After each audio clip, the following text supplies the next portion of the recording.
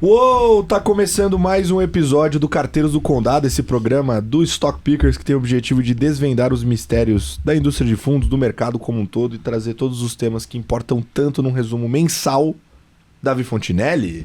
Tudo bem, Colazo? Como é que você tá? Bem, sempre bem. Feliz de estar aqui com você novamente. Que honra.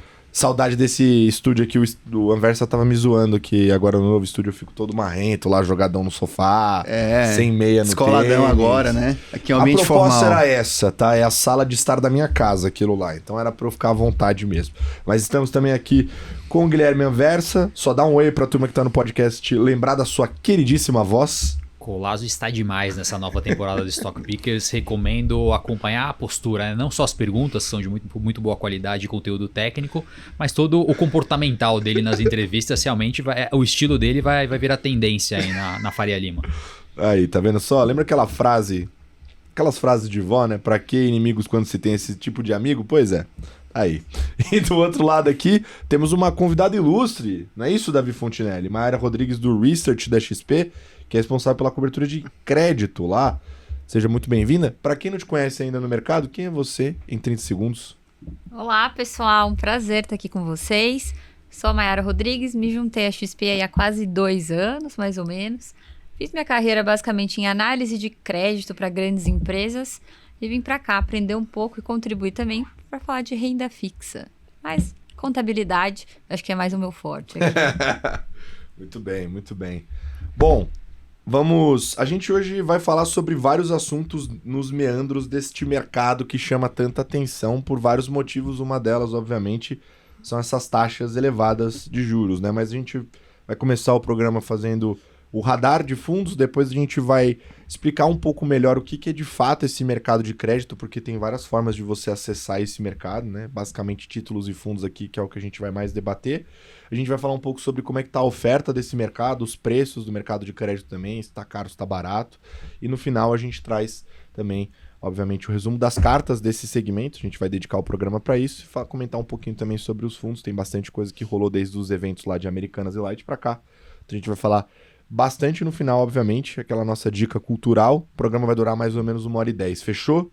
Então vamos começar? Neymari, roda a vinheta aí do Radar de Fundos. Muito bem, Davi Fontinelli, o que rolou nessa feira aí, meu amigo? Mês de maio, né? Mês de maio, depois de um abril sangrento. Sell Man Go Away? Mês de maio, acho que foi o mês que marcou greve dos caminhoneiros 2018. Acho que nos outros anos não teve tanta... O Joesley Day também foi 1 maio. É verdade, né? O Joesley Day 17, greve dos caminhoneiros 2018. Teve esse estigma, né? Um pouco mais negativo. Mas esse mês, para Brasil, infelizmente, também foi negativo, né? Enquanto que lá fora teve um certo alívio, né? Então, os Estados Unidos, eles são a principal motivação para o comportamento de preços do mundo inteiro. Então, o que a gente viu um certo alívio nas taxas de juros dos Estados Unidos tem um reflexo positivo para ativos de risco no mundo. Bolsas globais subindo, né? O índice de ações americanas, o S&P, subiu 4,80%. O Nasdaq, mais focado em empresas de tecnologia, subiu 6,28%. Então, retornos bem expressivos. As moedas de países ao redor do mundo também se valorizaram contra o dólar, com exceção do real. Então, o mês foi marcado por esse descolamento entre cenário global e de Brasil. E de Brasil por conta das idiosincrasias do nosso país, né? Os ativos de risco locais, parte deles caiu, né? E por que eu digo parte? O CDI rendeu 0,83 no mês de maio. Os ativos de crédito, como a gente vai explorar aqui, tiveram mais um mês positivo, cenário benigno, digamos assim, né? Os índices de crédito privado superaram o CDI no mês. E aí você vê, por exemplo, o nosso Bovespa, querido índice de ações, caiu -3%. O real sofreu, o índice de multimercados da Ambima e HFA no campo positivo, mais abaixo do CDI, 0,28, né? Depois de um mês horroroso em abril. E as taxas de juros no país, elas tiveram um comportamento peculiar, que é basicamente o juro real, ele já estava nesse patamar acima de 6, bem alto, né? Então, toda a piora do cenário foi incorporada nas expectativas de inflação. Então, os ativos pré-fixados, eles são compostos pelos juros reais e as expectativas de inflação. E, no caso, essas expectativas ao longo de maio, elas pioraram bastante, né? Então, teve essa desancoragem das expectativas. Então, os títulos pré-fixados, representados pelo IRFM, renderam abaixo do CDI, só que os atrelados à inflação não, né? O IMAB conseguiu superar, porque esse nível de juro real já estava tão alto que ele se manteve... não teve uma abertura ao longo do mês, né? Significativo. Então, teve esse comportamento. E aí o cenário é marcado por toda essa volatilidade no âmbito político, né? Desorganização institucional, deterioração fiscal, questão da organização dentro do Comitê de Política Monetária, né? O Copom, todos os discursos feitos pelo nosso presidente do Banco Central, tudo isso traz essa volatilidade de cenário, essa incerteza, e o mercado exige mais prêmio de risco, né? Por isso que os ativos pioraram ao longo do mês. Então, o Brasil tem essa dificuldade, né, de ver uma tendência mais positiva de curto prazo. E, no geral, os gestores, quando a gente conversa com gestores de fundo multimercado, vocês podem me corrigir aqui, né, mas eu sinto que não tem ninguém muito animado com oportunidades, no sentido de ver uma grande divergência entre a opinião da casa e o que está refletindo nos preços. Porque o trabalho do gestor é esse, né? Você tem um cenário macro, você tem uma opinião sobre a direção das diferentes classes de ativo e você tenta encontrar aquilo que não está refletido nos preços de mercado. Pode ser uma taxa de juros no país tal, que você acha que vai cair para tanto, mas o mercado não embute isso. Pode ser a moeda que está muito desvalorizada e você acha que vai se valorizar. E a gente conversa com os gestores e você não vê muita divergência, né? Ou seja, os gestores estão concordando com os preços de mercado. Mas, enfim, eu sei que você também deu uma olhada aqui no posicionamento, nas opiniões gerais, né? Tem alguma coisa de diferente, conversa? É isso, Davi. O foco hoje da conversa aqui vai ser crédito privado, mas eu acho que vale a oportunidade aqui para aproveitar o radar para comentar um pouco desse consolidado da carta dos gestores multimercados. E eles foram muito para essa linha que você apresentou, né? Os gestores foram muito para uma leitura de que o Banco Central não deve continuar com o ciclo de corte de juros. Então virou praticamente uma unanimidade nas cartas agora do mês de maio de que o ciclo de cortes foi encerrado. Tá?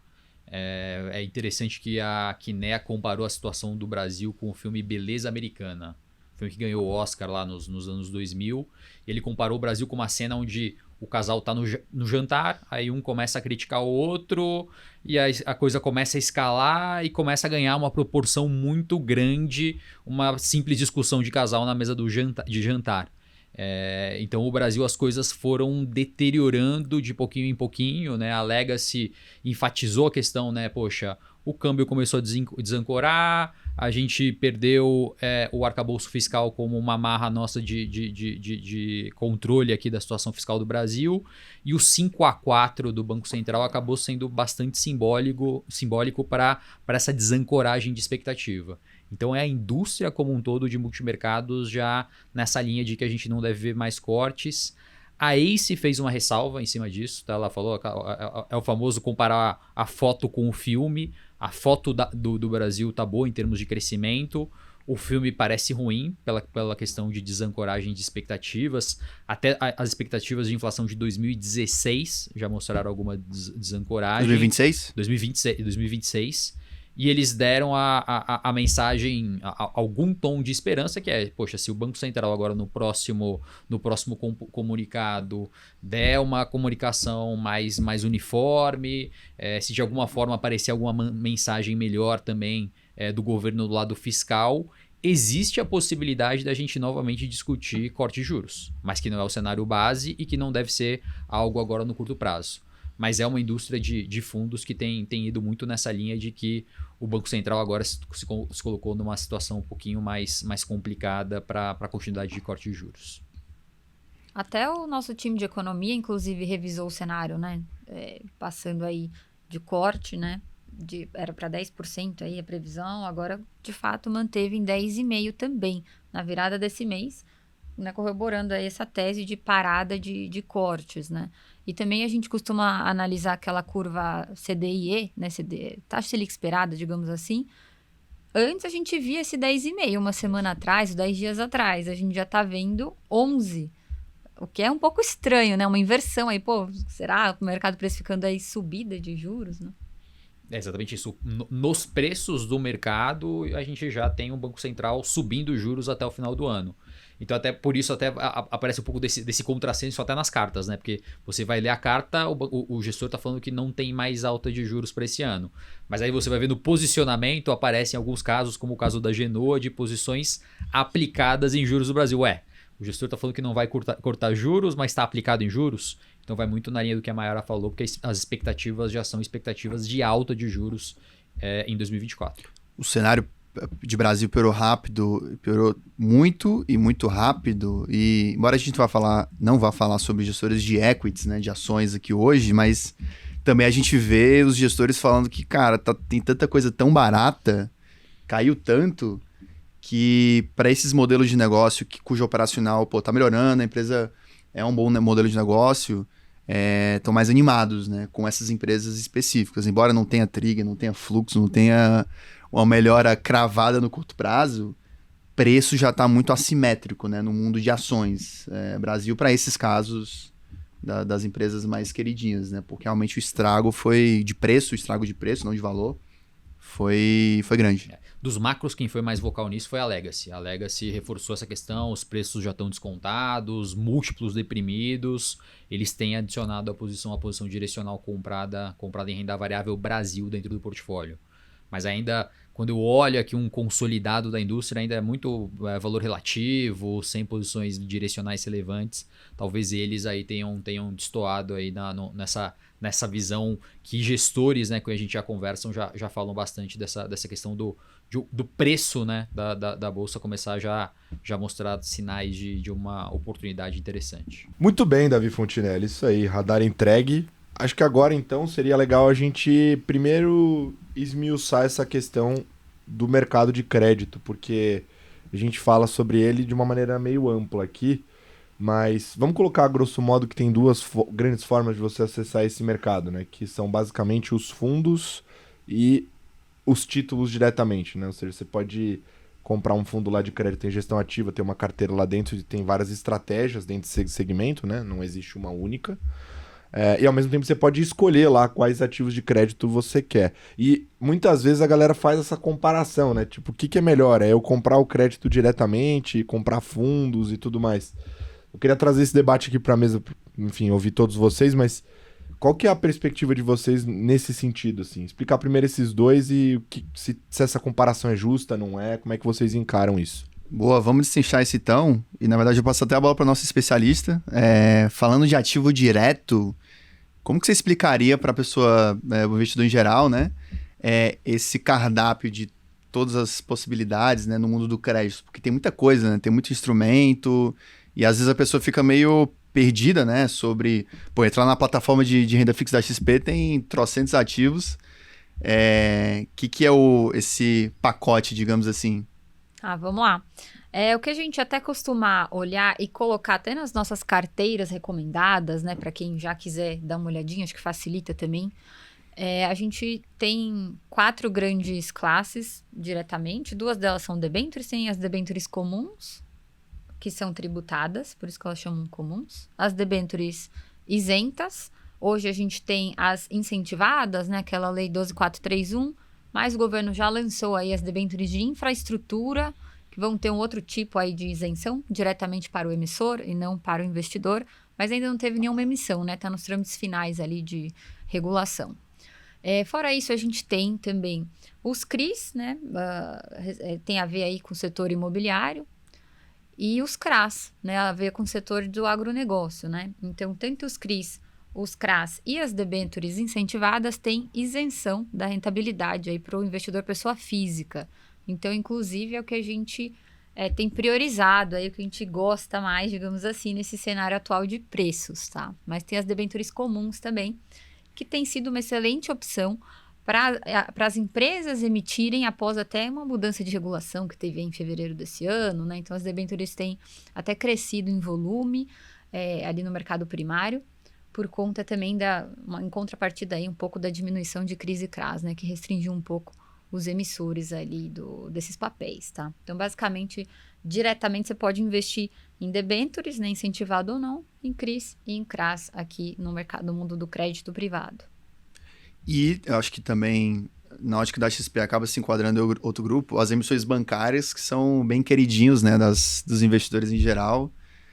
Para esse grupo, seria mais os CDBs, LCIs, LCAs, enfim. Exatamente. Então, tem o CDB, ele é tributado, mas a gente tem até uma ampla gama aí de emissões, né? Acho que até o brasileiro está mais acostumado, né, com CDB, tem ali, às vezes, diretamente vinculado na conta, alguns CDBs com liquidez diária, outros um pouco mais vinculados, a maioria ao CDI, né, 100%, 110, 120, tem até 130 aí se procurar muito bem, mas claro, né, sem liquidez ali demanda ali um planejamento inicial, mas também é possível trazer uma rentabilidade importante aí mesmo aplicando um CDB que tem a garantia do Fundo Garantidor de Créditos, né, vale lembrar aqui para a pessoa física, né, tem até 250 mil por CPF, então a LCA e a LCI, né? A LCA também vinculada ao agronegócio, a LCI vinculada também ao setor imobiliário, ambos cobertos pelo FGC, e no caso da LCA e LCI também contam com a isenção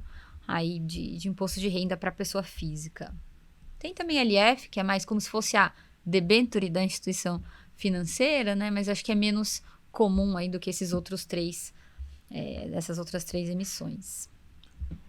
Para complementar a Mayara, a gente também tem todo o universo dos fundos de investimento que, de maneira bem simples, eles vão combinar esses ingredientes que ela comentou na forma de um portfólio. Esse portfólio vai ter um prazo de resgate, uma taxa de administração ou de performance, gerido por uma equipe profissional. Esses são os fundos de investimento de crédito privado. Na prática, você pode encontrar fundos de liquidez diária, de prazos com resgate em 10 dias, 15 dias, 30. E quanto mais longo é esse prazo, mais tende a ser... o retorno-alvo tende a ser maior e o risco de crédito que o fundo corre também. Tem algumas particularidades que o fundo ele acessa ativos que talvez a pessoa física não encontre diretamente, tem custos mais baixos. Então, sempre vale você entender as características do fundo, né? O tipo de estratégia que ele tem, os custos, etc., para fazer essa comparação, que já te respondendo, Colasso, não tem como afirmar a priori o que é melhor. Se é um ativo direto ou um fundo, tem que fazer conta. Tudo é conta, né? Tipo, até eu gosto de falar que a parte da isenção tributária não é porque é isento que vai ser melhor. Porque tudo é a matemática, né? Se você tem e geralmente os ativos que são isentos, ele tem taxas menores, porque você já não vai pagar o imposto de renda. Enquanto que os ativos que têm o imposto de renda, eles vão ter a taxa um pouco maior, e é só você fazer essa conta e comparando as taxas, né? Para você entender o que vai no teu bolso, né? Que é o que importa, né? O que vai aparecer lá no teu extrato, o que vai render mais, né? Supondo um risco semelhante, né, entre os ativos. Você falou dos diferentes tipos, a Mayara comentou das diferentes formas de investir em crédito privado, mas a impressão que eu tenho ainda é que o bolso do investidor ainda ele é muito concentrado nos fundos de liquidez diária, de nível de risco de crédito super baixo e liquidez imediata, e em crédito ainda um portfólio ainda muito concentrado nos bancários, em títulos mais conservadores. Isso já começou a mudar um pouco? No ano passado, quando a gente teve aquela questão Americanas, Light na sequência, né, a gente viu os spreads de crédito explodirem, basicamente. Digamos que despertou um interesse adicional por esses papéis aqui de crédito privado. É claro que a gente já não está mais nesse patamar, já estamos aí convergindo para as médias históricas aí, né, CDI mais 2, arredondando, entre 50 e 55 pontos acima da NTNB, no caso dos indexados ao IPCA. Mas, de qualquer forma, a gente vê que mês após mês, assim, tem, primeiro, né, aumentado o volume das emissões no mercado primário, desde meados do ano passado. 2022, se eu não estou enganada, já tinha sido um ano recorde em volume de emissões. 2023 tinha essa expectativa de que também seria um novo ano recorde, mas até que não foi tão mal, caiu 9%, mais ou menos, ano contra ano. E 2024 está caminhando para retomar esse patamar aí acima de 360 bi em volume de emissões. É claro que desse volume emitido, parte disso, mais ou menos 50%, vai para o bolso aí do investidor institucional, no caso os fundos, né? Mas essa outra parte vem, a Anbima classifica ali como as distribuidoras, né, como a XP, então isso acaba indo ali para o bolso do investidor pessoa física. E a gente viu que tem ocorrido um avanço ali, o pessoal tem entendido melhor essa parte de crédito privado, tá? Mesmo aqui os escritórios que a gente conversa têm até instituído áreas especializadas em renda fixa, os investidores, acaba que a males que vem para o bem, né? A clássica, no fim, o ano passado teve uma série de assembleias gerais que demandou ali a participação dos investidores, então eles estão acompanhando mais de perto também. Então acabou, o ano passado, que foi de certa forma uma crise ali no começo do ano, na parte do crédito, acabou gerando aprendizados também para o investidor pessoa física. Então hoje ele sabe como que, se precisar, como que ele faz para votar em algumas coisas ali em assembleia. A participação dos investidores pessoa física em assembleias aumentou bastante também, né? Então a gente está vendo uma evolução gradual, né, e um aprendizado também do investidor pessoa física em relação ao crédito privado, tá? Até, só para fechar aqui, a gente via também a participação, né, as empresas, né, precisam captar dinheiro, né, normal, no curso ali do dia a dia deles, e a gente está vendo uma janela muito fechada para follow-ons e IPOs, né, basicamente esse ano houve pouquíssimos, né, então acaba que a renda fixa também vem aí como uma opção, né, o crédito privado aí que está todo vapor, né, as emissões acabam sendo uma boa opção também nesse sentido. Agora, eu tenho uma dúvida aqui, já engatando um pouco para a parte de mercado, que é nesse assunto da captação que os bancos que vem fazendo, né? As emissões bancárias já tinham tido esse apelo muito forte, mas continua ali os fundos captando. E é sempre, talvez, uma cadeia de demandas, que é basicamente você tem o mundo corporativo precisando se financiar, você tem os bancos que fazem a concessão de crédito, e isso pode ter um apetite maior ou menor, e você tem o financiamento desses bancos, que é via a emissão desses ativos bancários, que vai depender da captação dos fundos, que vai depender da demanda da pessoa física para aplicar nesses fundos. E tudo isso meio que cresceu, né? Ou seja, a pessoa física está querendo aplicar em fundo, o fundo está com mais grana para aportar, banco está captando mais e banco está concedendo mais crédito para as empresas que estão com mais dificuldade. Agora, a minha dúvida é em relação a essa concessão de crédito dos bancos, né? De fato, está tendo essa retomada e até com impacto positivo na atividade, mas dado o momento do ciclo, é natural ter essa retomada da concessão? Assim, vocês têm opinião sobre... Porque eu ainda estava nessa fase restritiva, a inflação estava ali caindo e agora os bancos estão retomando, ou seja, tem gestor que fala que, poxa, isso aí pode ser inflacionário em algum momento, né? Eu usaria a palavra seletiva, na verdade, né? Então, assim, acho que os bancos estão com apetite para algumas empresas, né? Então, acho que o famoso AAA, né? O que brilha os olhos ali dos bancos, e a demanda existe, tanto para refinanciamento, né? Muitas empresas ficaram esperando o ano passado, quem tinha como esperar, né? Não emitiu no ano passado, até pelo elevado custo, e também, não só de prêmio, né? De spread ali, também custo de Selic, né? Então, 13,75, enfim. Então, a gente está num patamar menor? Sim, é melhor para as empresas em geral, ainda estamos longe do ideal, 10,5%, uma taxa ainda bastante alta. Mas, de qualquer forma, dado que a gente está vendo essa virada, né, que vocês comentaram aí das cartas dos gestores, né, vão parar de cair juros, então, meio que não tem muita opção, digamos assim, né, para curto prazo, as empresas entendo aqui que elas vão começar a se posicionar, entenderam já que vai parar nesses 10,5% e refazer as contas aí para captar, para investir nesse patamar. Da mesma forma, os bancos, né? Agora, tem a opção do mercado de capitais para as empresas, como eu falei aqui, janela de ações, né? Tá mais fechada, mas acho que empresas melhor, que tem métricas de crédito melhor, né? Com certeza os bancos priorizam aí na concessão, né? Até por isso a gente não está vendo uma reprecificação muito grande de spreads bancários, né? Acho que por conta até da maior qualidade de empresas ali que têm tomado essa dívida, né? Então, a gente está vendo um crescimento gradual da carteira de crédito de maneira geral, mas tem essa seletividade aí.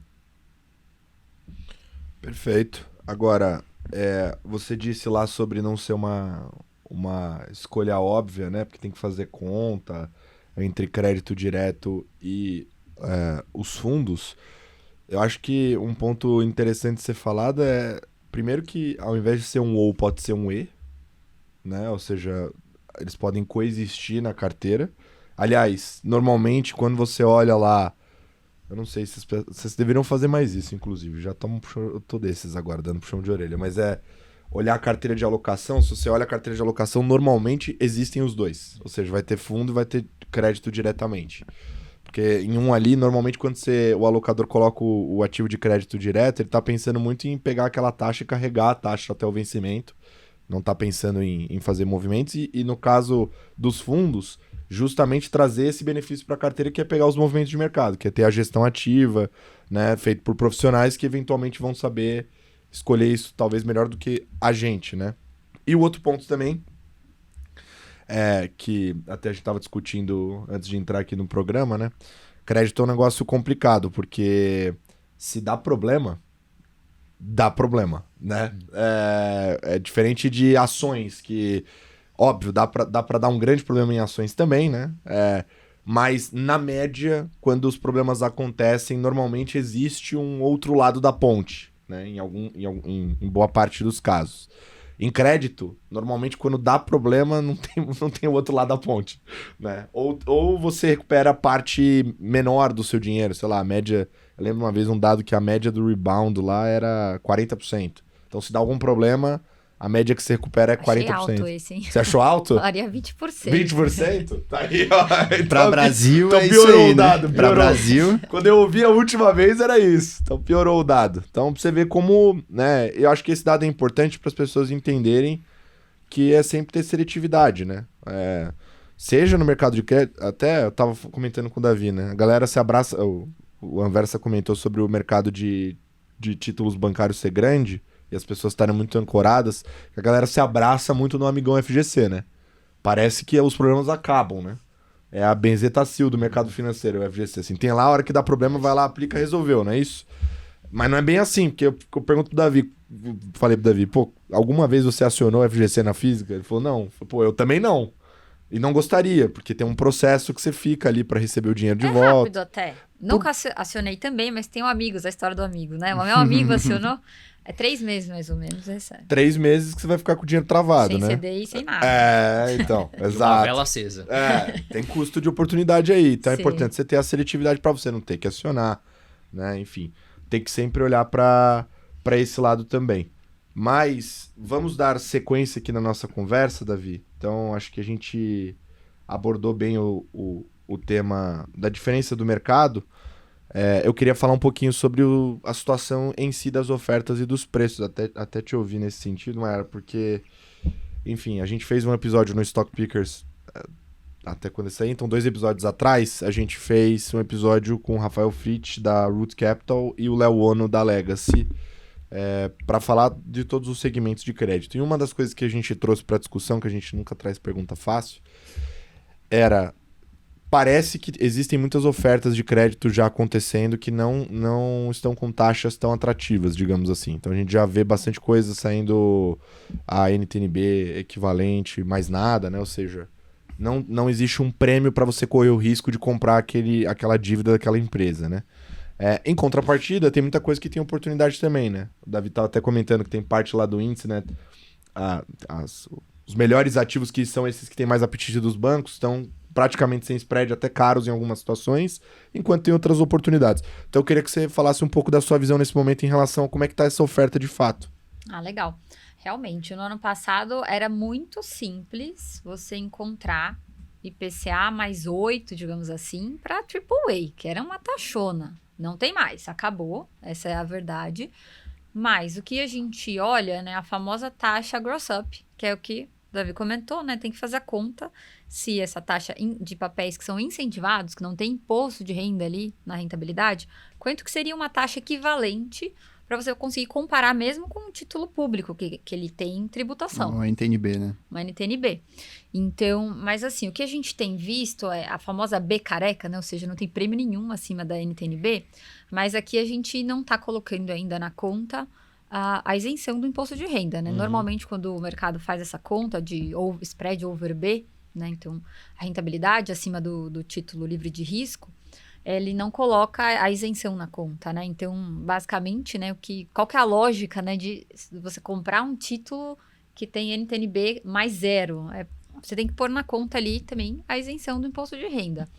O que também você pode considerar, né? Às vezes tem um setor que você gosta mais, então tem estratégias de portfólio, né, que permitem você colocar uma empresa, por exemplo, setor de utilidades públicas, você vai pôr uma empresa que paga ali cupons recorrentes, pode ser mensal, pode ser semestral, você vai fazendo uma cesta de ativos ali, lembrando, isentos de imposto de renda, né? Então, essa conta, ela precisa ser feita de fato para fazer sentido a alocação.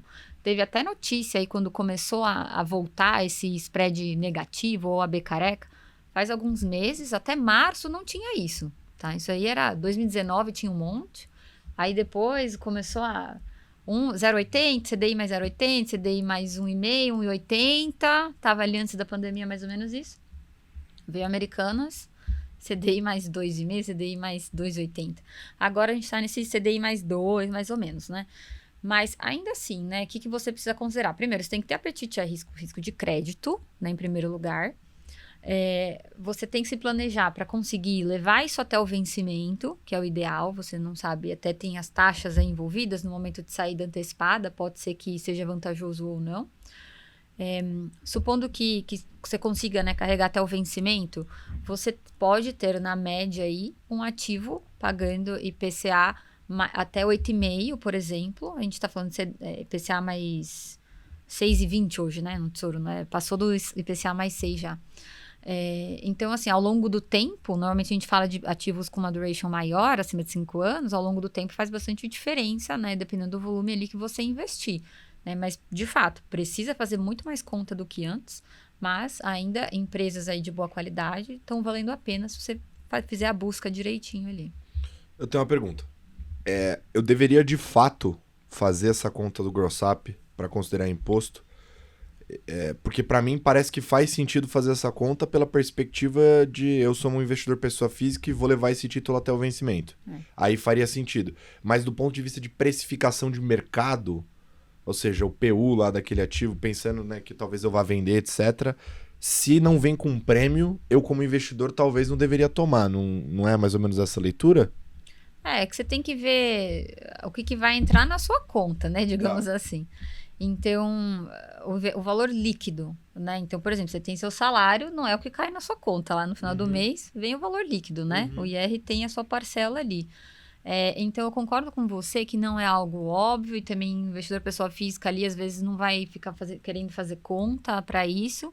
Acho que os materiais ali, né, de investimento devem trazer já isso calculado para facilitar esse comparativo.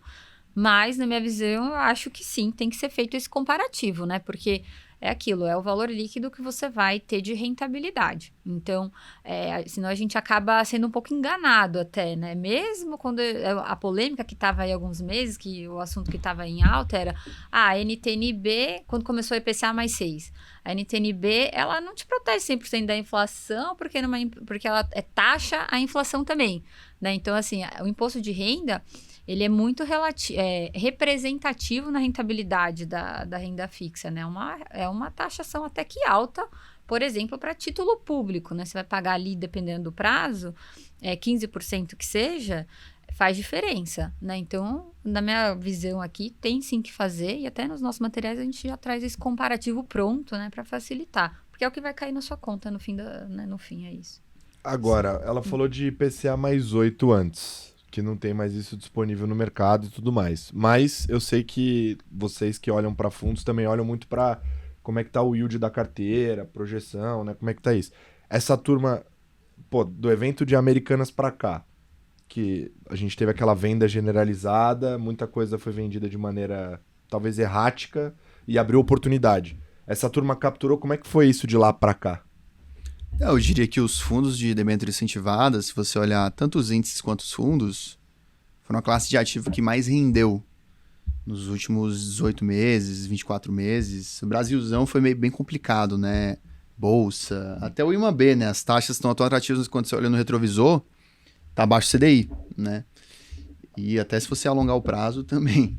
Então, qual que é a classe que mais surfou nesses últimos 24 meses? Debêntures incentivadas. Então, assim, os gestores, seja os ativos, seja os índices, sejam os gestores, capturaram todo esse fechamento.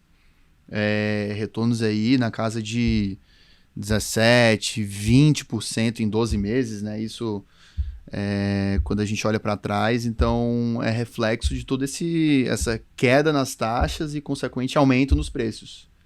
Daqui para frente, a foto vai ser diferente, porque sempre é assim na renda fixa, né? Mas, de fato, foram muito beneficiados por todo esse movimento mais atrativo para essa classe, né?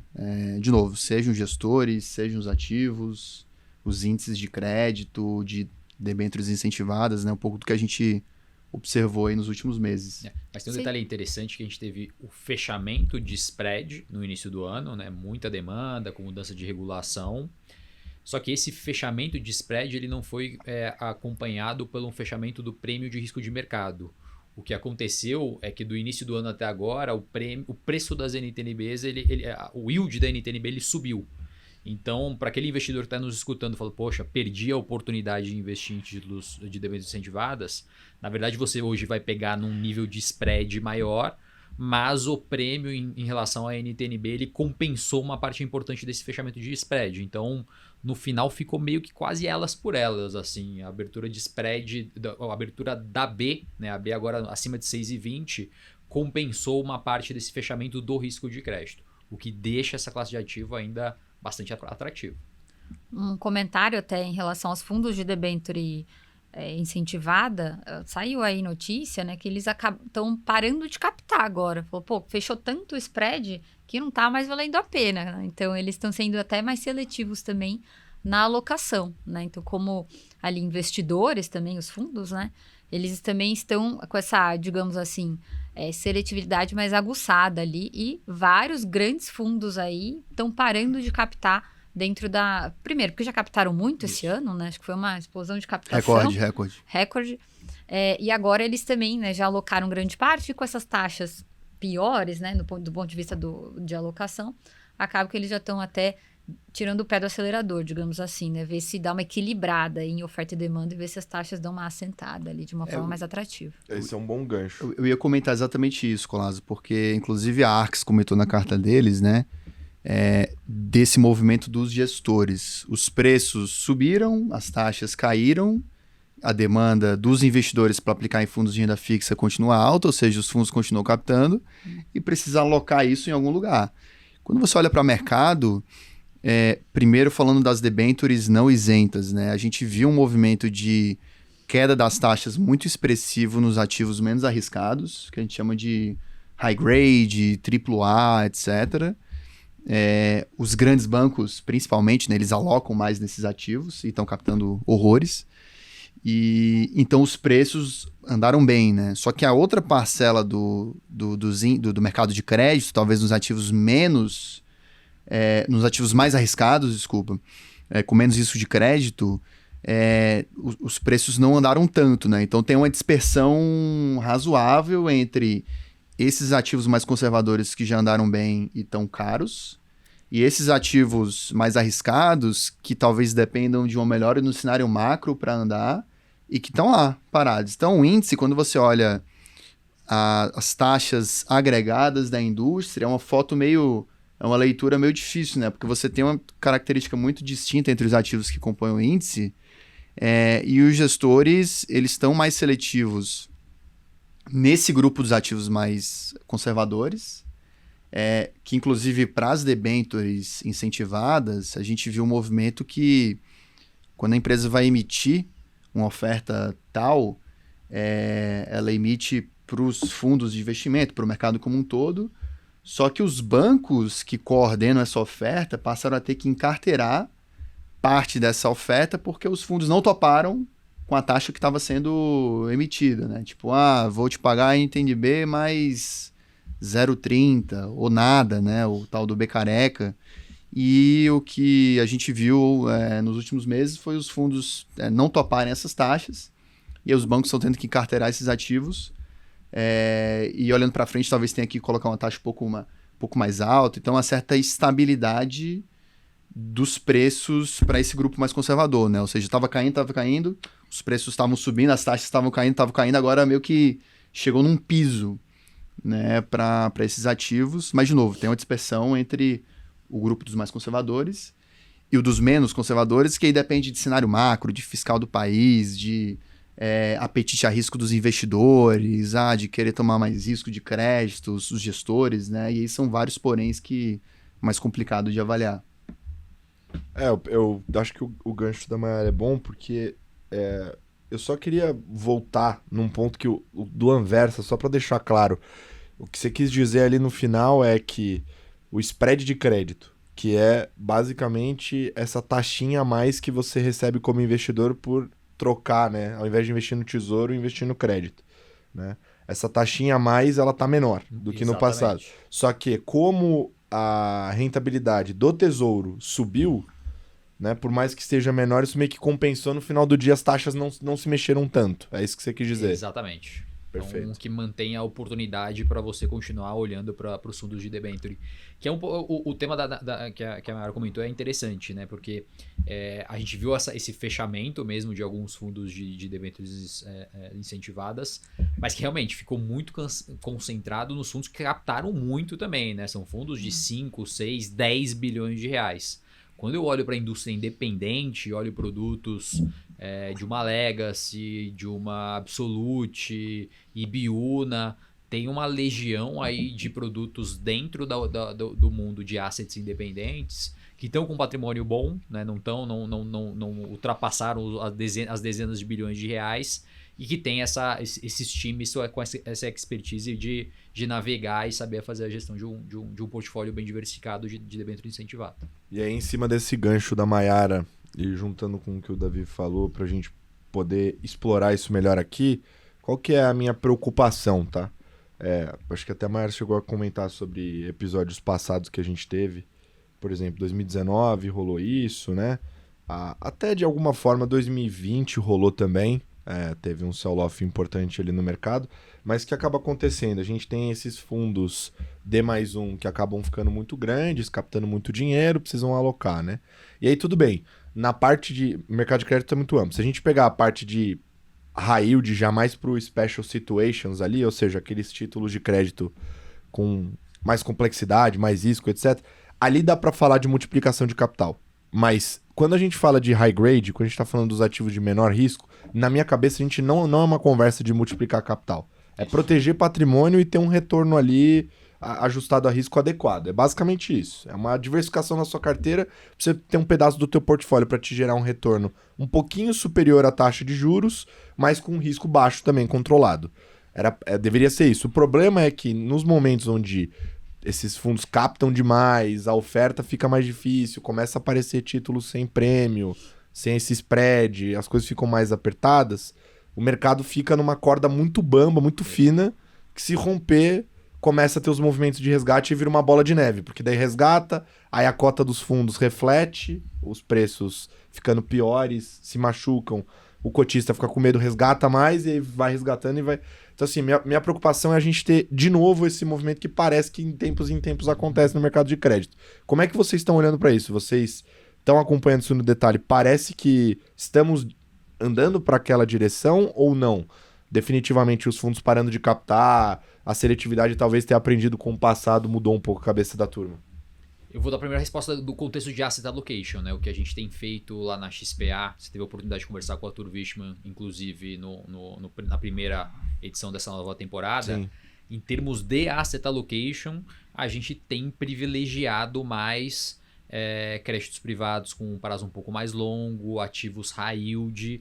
A gente enxerga, como o Davi já comentou, que esses títulos de crédito privado super conservadores, os AAAs, os AAAs, eles já estão num patamar ali de nível de spread já parecido com o que a gente viu em 2019, tá? Isso não significa que a gente está desinvestindo dessa classe de ativo. Não significa que a gente está pegando a parte que é para mais conservadora e resgatando tudo e migrando para comprar fundo high yield. Não. Esse tipo de produto, esse tipo de estratégia continua compondo um pedaço importante dos investidores, principalmente os investidores conservadores. A boa notícia que eu tenho desse diagnóstico que você fez, né, que aconteceu em 2019, aconteceu em 2020, a gente viu esse movimento de fundos com liquidez D1, fundos mais conservadores, alguns tendo até rentabilidade negativa, é que isso volta, né? Por mais que a gente possa ter esse soluço ali no curto prazo, a gente já conseguiu passar por 2 grandes eventos de estresse, um mais leve em 2019 e outro bem significativo em 2020, que mesmo esses fundos de muita liquidez, eles conseguiram depois voltar à normalidade. Eles obviamente passam por um período que o spread fica absurdo, né, do bom sentido desse termo, CDI mais 2 e CDI mais 3 para ativos super conservadores. Mas para quem não se movimentou, né, para quem efetivamente usou esse caixa como uma função de caixa, os produtos serviram bem como uma função de caixa. Então, não é que a gente está desinvestindo, mas a gente tem dedicado uma parte menor do portfólio para essa classe de ativo, entendendo que isso acontece, tá? E vou esticar um pouco mais. Quando a gente olha os títulos mais conservadores de crédito, né, as letras financeiras de grandes instituições financeiras, elas acabam caindo mais também quando tem uma corrida por capital, porque são os títulos mais líquidos, é o que é mais fácil as pessoas físicas e os fundos venderem, e eles acabam no curto prazo passando por um efeito também de magnitude maior do que efetivamente é o risco de crédito. Mas no final isso volta, depois volta para a normalidade. Então talvez seja muito mais uma questão do investidor que está na outra ponta entender que esse fundo dele pode ter esse comportamento, não é? Exatamente, é entender que isso é natural de alguns períodos de ciclo de crédito, mas entender que em algum momento isso pode se tornar uma oportunidade de investimento, quando a gente tiver efetivamente um período de abertura de crédito, e outro vai ter essa função mais conservadora dentro do portfólio de ter um prêmiozinho ali em cima de um CDI que deve ser muito, muito alto ali, como a Mayara comentou, dessa visão ali do próprio Caio Megali, do Departamento Econômico, que é 10,5% de taxa de juros, pelo menos até o final do ano. Perfeito. Vamos comentar sobre o que a turma está dizendo? Não, só a provocação aqui, a reflexão, porque os preços podem estar caros, os investidores desses fundos mais líquidos, a gente está falando desse receio quanto a potenciais resgates, e o resgate impacta no preço, e impacta na cota, e aí vira um ciclo vicioso. Que foi talvez o que aconteceu um pouco em 2019. Só que lá, assim, a bolsa estava bombando, o juro estava 6 e pouco. Então, assim, tinha todo o contexto macro de migração desses recursos para outras classes de ativo. Que não é exatamente o que a gente está vendo agora, né? Então, o investidor que vai sair de crédito, a gente tem visto talvez essa demanda pela ativos atrelados à inflação, NTNB, né? Mas, por outro lado, isso até é uma coisa que os meus amigos que são analistas de equity se perguntam: e quando é que o fluxo vai poder vir, né? O juro precisa cair para baixo de 10, para baixo de 9, porque talvez nesse momento em que a atratividade da renda fixa fique menor, independente de preço, da classe como um todo, frente à bolsa, multimercados, e aí vem esse fluxo mais relevante, né, de saída da classe, que provoca esses movimentos de venda de ativos, e aí tudo isso que a gente está falando, né? Que não é exatamente o que a gente está vendo agora. Então, vale essa reflexão do tipo, qual que é o número mágico de Selic que faria com que os investidores saíssem da classe de renda fixa, né? Selic é 9, 8,5, eu não sei, mas é uma boa reflexão. Arrisca dizer algum nível ou não? Não vou arriscar, mas vou fazer um contraponto aqui, defendendo a renda fixa, contém viés, mas vale dizer que quando a Selic cai bastante, né, ou um pouco que seja aí de 10,5 para 8 seria bastante, as empresas tendem a investir mais, a captar mais. Com isso, você também desencadeia ali um outro ciclo que você tem uma busca maior também de financiamentos pelas empresas, porque está mais barato, certo? Então, você tem um maior volume de ofertas. Com isso, né, tende a compensar um pouco na taxa também, né? Então, quando você tem um volume maior de oferta, a regra básica ali, oferta e demanda, né? Para equilibrar, você precisa pagar um pouco mais. Então, pode ter também um equilíbrio nessa outra ponta, né? De uma taxa um pouco maior de remuneração ali dos papéis, né? Com uma taxa Selic menor, digamos assim. Perfeito. Mas o que a gente tem de comentário de cartas aí, Davi Fontinelli? Eu comentei um pouco aqui dessa visão da Arx, né? Que os gestores têm sido mais seletivos na alocação, acho que isso é super pertinente, né? E que talvez seja um certo aprendizado da indústria quanto à alocação, né? Porque em 2019, esse mesmo cenário que a gente descreveu aqui, os fundos estavam topando taxas mais amassadas, menores, né? Então, de certo modo, correndo mais risco. Então, tem um aprendizado de você ser mais seletivo, de fechar para captação, como alguns gestores estão fazendo, né? É difícil generalizar porque são vários gestores de crédito, tem muita concentração, né? Ou seja, os grandes bancos estão captando infinito, e aí você tem um grupo ali das assets de seguradoras que tem captado bem também, e talvez muitos das independentes não estejam captando tanto, né? Mas quando você olha o dado agregado da indústria, você vê lá bilhões e bilhões, mas é muito concentrado, né? Mas para quem está captando muito, tem esse trabalho de você fechar o fundo, de às vezes até aumentar o nível de caixa, ou seja, vai render um pouco abaixo mesmo o fundo, mas em prol de ter não correr tantos riscos, né? Na visão do gestor. Então, eles até citam na carta, né, que no mundo de infra, os alocadores não estão chancelando operações com spreads abaixo de 30, 40 bips, né? Ou seja, você começa a ver esse piso, né, para as alocações que os gestores fazem e que deve persistir daqui para frente. Eles comentam também dessa estabilidade dos preços das taxas, né, para os ativos de menor risco, né, enquanto que para os ativos de maior risco depende muito do ambiente macro, do apetite a risco dos alocadores, né, os fundos, pessoa física, enfim. Então, isso é o que eles comentam, né? A Root, eles têm uma carta trimestral, né, que sai no fechamento de março, divulgada em abril, mas eles comentam também um pouco nessa linha dos movimentos que eles têm feito depois de todo esse avanço do mercado de crédito mais líquido, que eles gostam de chamar de beta, né? Ou seja, as taxas caíram, os preços andaram, e eles já não se sentem tão confortáveis de estar alocando de maneira representativa a carteira dos fundos nesses ativos, né? Eles estão migrando e focando mais em ativos estruturados. A gente acabou não falando muito aqui, mas é uma parcela, um nicho de mercado bem mais específica que os investidores pessoa física não conseguem acessar por conta própria, né? Os gestores têm todo o trabalho de originar um ativo, estruturar, investir no fundo de investimento, né, que tem mandato para isso. Então, a Root é uma casa que tem especialidade disso e está focando mais nessas oportunidades específicas que talvez só eles consigam, só eles e mais um grupinho de eles e outros gestores, né, comentam disso na carta, né, esse foco nos ativos estruturados, porque muito dos ativos desse universo já andaram bastante, né. Captação forte na indústria de fundos, os indicadores de crédito do mercado ficaram mais saudáveis, né? Então, até cito aqui, né, a inadimplência daqueles créditos vencidos depois de 90 dias, né? Quando você deixa de pagar em 90 dias, tem uma métrica do Banco Central que pega isso, né? Isso está caindo, captação forte nos fundos, concessão de crédito nos bancos retomando, mercado primário aquecido, né? Então, eles comentam isso na carta também. E aí, eu acho que uma outra carta que saiu recentemente, da JGP, que vale mencionar aqui, a JGP, no site deles, seção das cartas, eles têm vários relatórios, né, dos diferentes fundos de crédito. Um deles é o fundo listado, o JGP Crédito, o Ecossistema Infra, que é um fundo listado de infraestrutura, que foi lançado recentemente.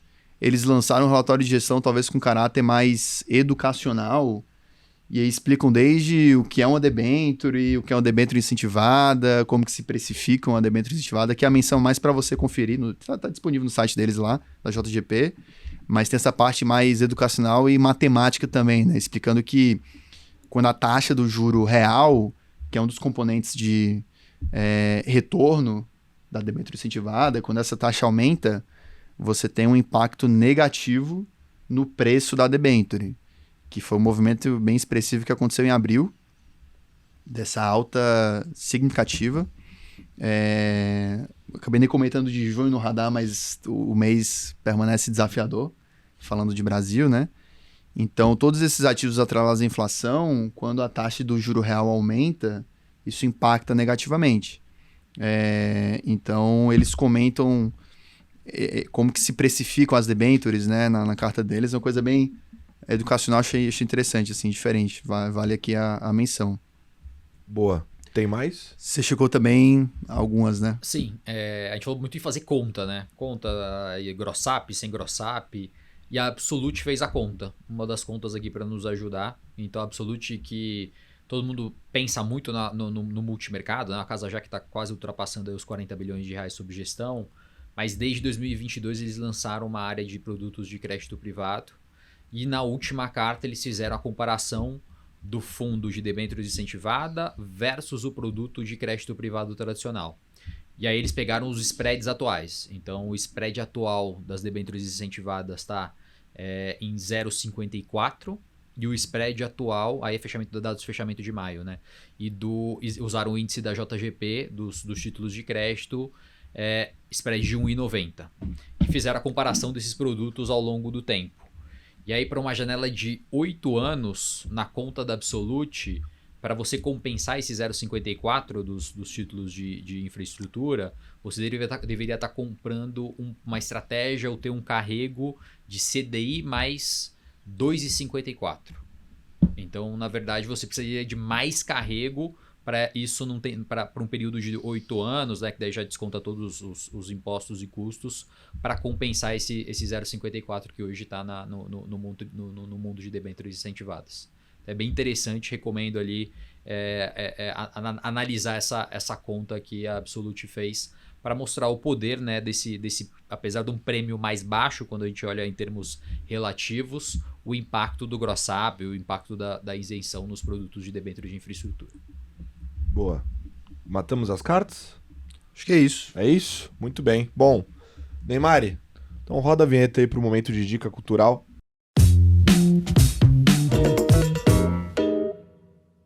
Bom, eu começo aqui com a dica cultural. Eu vou recomendar um filme que só tá disponível em locação em algumas plataformas. Enfim, tem alguns streamings que tem. Se você pesquisar aí no Google, você acha... Você falou locação, me veio locadora. Eu falei, não é possível que eu vou ter que ir numa locadora. Não, você não vai ter que ir numa... Vai lá na Blockbuster, pega você não vai na Blockbuster. Blu-ray. Tá, então tu vai tranquilo. Fiquei tranquilo agora. O mundo de locação mudou. Tá. Agora é digital, é aquela coisa e tal. Mas é isso. Streaming. É isso, streaming. Perfeito. O vulgo streaming. Tô tentando sair do anglicismo. Tá. Mas... E o nome desse filme é um filme que eu gosto muito de falar sobre ele, porque é um dos meus filmes prediletos e quase ninguém conhece. E é de um diretor de um filme que muita gente gosta muito, que é o mesmo diretor que fez o Grande Aposta, o The Big Short, fez um filme chamado Vice, que conta a história do Dick Cheney, que foi o vice-presidente do Bush. E é o mesmo estilo de construção de direção do Grande Aposta, cujo qual eu acho foda, eu acho muito incrível o jeito que ele dirige o filme, mas conta a história lá do Dick Cheney, e mostra um pouco de como é que foi aquela história da guerra ao terror, né? Como é que começou, quais foram as motivações para começar de fato, né? Traz várias passagens que mostram, enfim, como é que é um pouco pelo menos a leitura da turma ali do que é o bastidor do governo americano, etc. Enfim, é um filme que você sai, como Grande Aposta, você sai, né, de alguma forma ali provocado, você sai pensativo. E eu acho interessante... Detalhe, né? O Dick Cheney era sócio de uma petrolífera nesse período. Então, deixa aí a provocação pra vocês assistirem o filme, que é muito bom. E você, Davi Fontinelli? Só um comentário antes que o Grande Aposta filme obrigatório aí pra galera do... Obrigatório. Na verdade, dizem que o livro é muito bem escrito também, né? Eu nunca li, mas que o livro que motivou o filme, né? Enfim, Na verdade, a realidade motivou o livro motivou o filme. Bom, eu ia até falar de uma série aqui que eu tinha visto recentemente, mas eu lembrei agora do livro, que é um livro que eu tô lendo, que é super interessante, que se chama The Lessons of History. É um livro antigo até me surpreendi, porque eu comecei a ler sem saber quando que foi publicado, foi lá em 1950 e poucos, eu acho. Mas ele busca traçar uma grande análise da história em pilares, no sentido de, até estou vendo aqui, no sentido de pilares da biologia, raça, caráter, moral, religião, economia, socialismo, governo, enfim. Ele faz essa análise desde os primórdios lá, Idade Média, etc., até os dias de hoje, como que você pode resumir o comportamento humano e as características que foram comuns, né? Até você pode se impressionar como que tem muita coisa que se repete ao longo do tempo, né? Pode ser coisa lá da Idade Média, mas que a maneira como a sociedade se organizava, os governos, né? As civilizações, enfim. E muitas gente não tem essa perspectiva porque a gente não estuda história, né? Então eles trazem... É um livro curtinho até, isso que é interessante. Super bem escrito, mas que conta um pouco da história nesses diferentes pilares. Eu acho que tem até em português, não lembro agora o título. Acho que é 12 lições da história. Em inglês, The Lessons of History. E você, Anversa? Duas, né? Manter a tradução do Carteirinhos do Condado, né? O garoto começou a gostar muito do Buzz Lightyear, então eu comprei um livro sobre o espaço, né? Então é meu primeiro livro sobre o espaço, então agora já ensinar os planetas, o que é um astronauta, então para quem quer introduzir a criança no mundo das ciências é um livro interessante. E nada a ver que o YouTube me jogou, o algoritmo do YouTube me jogou, eu não sei porquê, porque eu nem acompanho a banda, mas Eloy Casagrande, da Vai à Glória. Esse rapaz, ele era o baterista do Sepultura, tem 30 e poucos anos, e hoje ele acabou de ser anunciado como baterista do Slipknot. Não acompanho, mas é uma das maiores bandas de metal do mundo. E conta a história dele, que ele começou tocando no Domingão do Faustão, lá no 30 Segundos, e a trajetória dele até o Slipknot. Muito interessante, assim, um brasileiro que talvez não seja tão conhecido por nós. São 30 minutinhos aí pra conhecer um cara que foi vaiado no Rock in Rio e hoje toca talvez uma das principais bandas do mundo. Diz que é um dos maiores bateristas, eu também nunca acompanhei a história, mas do Brasil, né? Impressionante. Eu achei que você ia falar que ele virou gestor de crédito. Mas... E você, Mayara? Vamos lá. Eu tenho gostado de assistir alguns filmes europeus, assim, no streaming, não na locadora, não, gente. Ufa. Bem facinho de encontrar. Esse em especial, ele se chama Anatomia de uma Queda. Ele tá disponível no Prime, da Amazon. Ele até venceu, eu tô vendo aqui, foi premiado. É Oscar, né? Palma de Ouro, Cannes, alguma coisa assim. Esse filme, o que eu achei interessante, até dá pra fazer com um link aqui do papo que a gente teve, ele conta várias versões de um crime, né? E como que algumas coisas podem ser verdades para um e não para outro, né? Então, assim, acho que aqui faz todo sentido, né? Quando a gente compara as cartas, enfim. Então, acho que dá para fazer esse link, né? Então, essas versões é um suspense, tá? Então, é bem interessante aí. Acho que ele trata também, expõe bastante as emoções, assim, de uma forma que não é tão comum aí em outros filmes que a gente tá mais acostumado. E mais uma, posso fazer mais uma dica? Vou aproveitar, deixa aí que você falou de um livro que você está lendo. Tem um livro que eu tô lendo também. Eu sou praticante de artes marciais, tá? Ô, louco! Faço o Wing Chun, a famosa luta ali que mais ou menos o Bruce Lee lutava bastante. E a filha dele, a Shannon Lee, lançou um livro com base nos ensinamentos do Bruce Lee, tudo que ele fazia, mas não a luta em si, tá, gente? Não é pra sair querendo dar soco, não, após a leitura. Filósofo ele, né? Filósofo também. Sim. E aí, no fim, ele explicava um pouco, assim, como que você... o livro se chama, né? Be Water, My Friend. Quer dizer, como que a água se adapta às diferentes formas, né? Então, querendo dizer também, né? Pode fazer o link aqui com o mercado, né? Então, como que o mercado vai reagir, etc. Essa importância da adaptação para qualquer coisa aqui, no caso ali era para luta, né, se adaptar aos movimentos, né, nos investimentos também, a necessidade aí de adaptação. E também uma segunda grande mensagem, dentre diversas outras, é a questão de que você precisa, eles chamam lá, empty your mind, né, para você conseguir absorver conhecimento, né? Um copo cheio não cabe mais água, basicamente, né? Então, acho que é bastante bacana aqui esse paralelo, Legal. né?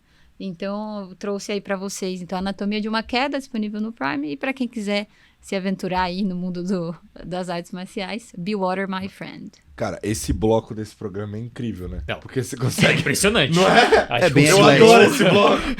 Foi bem eclético. Primeiro porque sempre sai, né? Tipo De assim, tudo. o cara... Não, Pô, que isso? impressionante. Você estudar várias ciências. E ao mesmo tempo, agora que tá vindo convidado, você pega uma vertical do convidado que você não espera, né?